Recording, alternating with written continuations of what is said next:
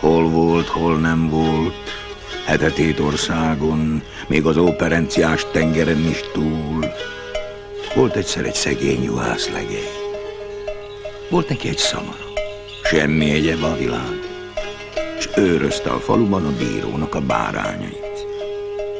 Hát, ahogy ott őrözte, őrözgette, egyszer elgondolkozott az ő sorsán, hogy ő milyen szegény, nem egyformán van elrendelve, hogy mindenki egyforma gazdag legyen.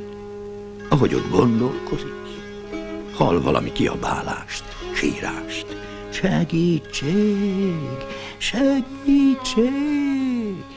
Megyen a hang irányába, s hát egy gödörben egy sárga alsú kicsi kégyócska vergődik egy nagy tűzben. Segítsél rajtam, te szegény juhászlegény, nem bánod meg! A juhászlegény benyújtotta a botját, s beáltekergőzött a kicsi kégyócska, s kihúzta a tűzből. Azt mondja, most gyere utánam, tudd meg, az én apám a kégyók királya. Csúszott, ment előre a sárga alsú kicsi kégyócska, és ment utána a juhászlegény. Ott hagyta a szamárra a bárányokat. Hát, hogy mennek, beérnek egy erdőbe, és egyszer egy lapos kő alatt a kicsi kégyócska eltűnt. Visszakiabál. Taszíts félre a követ, és gyere utánam! Félre is taszítja a juhászlegény azt a lapos követ, és hát lépcső van ott lefelé. Menjen lejjebb a föld alá, és egyszer egy gyönyörű gyémánt rétre ér.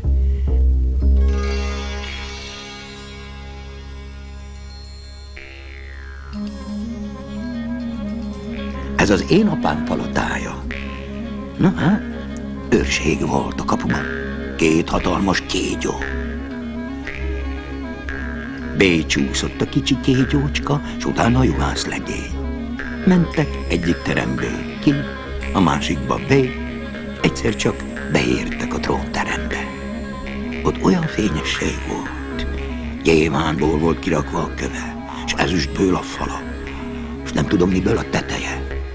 Egy székben ült a kégyó király, de az akkora volt, mint a kötőrút. Amikor parancsolni akart a szolgáknak, csak megmozdította a farkát, s csengtek a csengők, csengettyűk.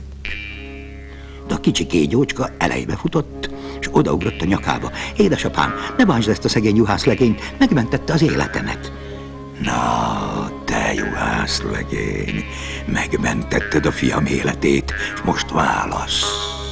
Vagy megtanulsz az állatok nyelvén beszélni jutalmul, vagy pedig kapsz egy tarisznya pénzt.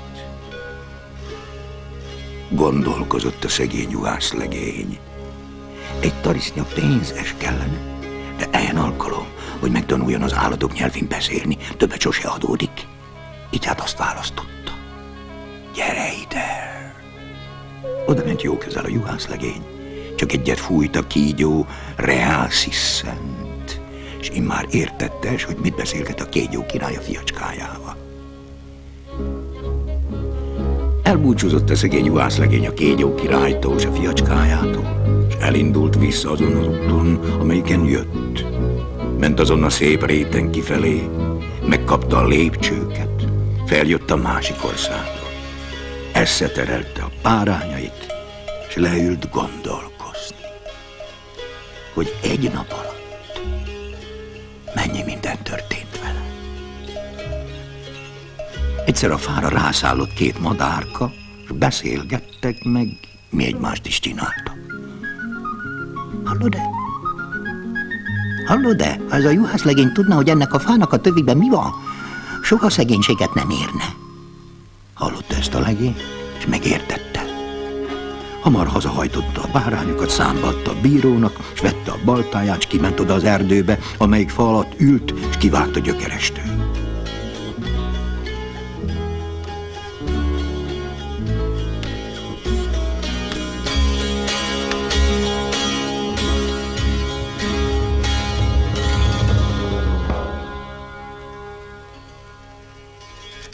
Ahogy ott a gyökerek közt kaparász, kapott egy nagy tál pénzt. Na hát, ennek megörvendett. Este volt, hazavitte, és nem őrözte többet a bírónak a bárányait. Vett egy szép házat, földeket, egy lovat, és meg is házasodott. Azt éltek békében.